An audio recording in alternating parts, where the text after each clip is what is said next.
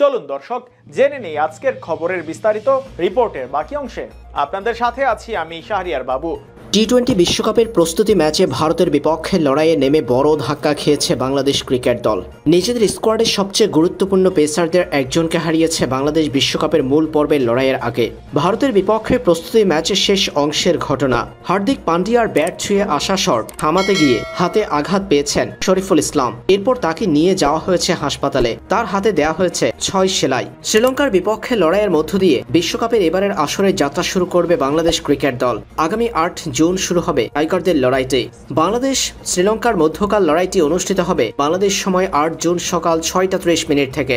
সেই ম্যাচের আগে শরীফুলের ইনজুরি নতুন দুশ্চিন্তায় রেখেছে বাংলাদেশ দলকে। টাইগাররা শরীফুল ইসলামকে শ্রীলঙ্কার বিপক্ষের ম্যাচে পাবে কিনা সেটা নিয়ে প্রশ্ন উঠেছে। লঙ্কানদের বিপক্ষে যদি শরীফুল ইসলাম সুস্থ হয়ে না ফিরতে পারে, সেই ক্ষেত্রে তার বদলি ক্রিকেটার হিসেবে টাইগারদের একাদশে কাকে দেখা যাবে, এমন প্রশ্ন স্বাভাবিকভাবেই আসতে পারে ভক্তদের মনে। বাংলাদেশ 15 সদস্যের যে স্কোয়াড ঘোষণা করেছে তার সঙ্গে 3 জন অতিরিক্ত ক্রিকেটার রেখেছে টাইগার ক্রিকেট বোর্ড। অতিরিক্ত পেসার হিসেবে হাসান মাহমুদকে দলে নিয়েছে বাংলাদেশ। টাইগারদের মূল স্কোয়াড থেকে শরীফুল ইসলাম ছিটকে গেলে তার জায়গাতে দেখা যাবে হাসান মাহমুদকে। এমনকি শ্রীলঙ্কার বিপক্ষের ম্যাচটায়ও দেখা যেতে পারে হাসানকে।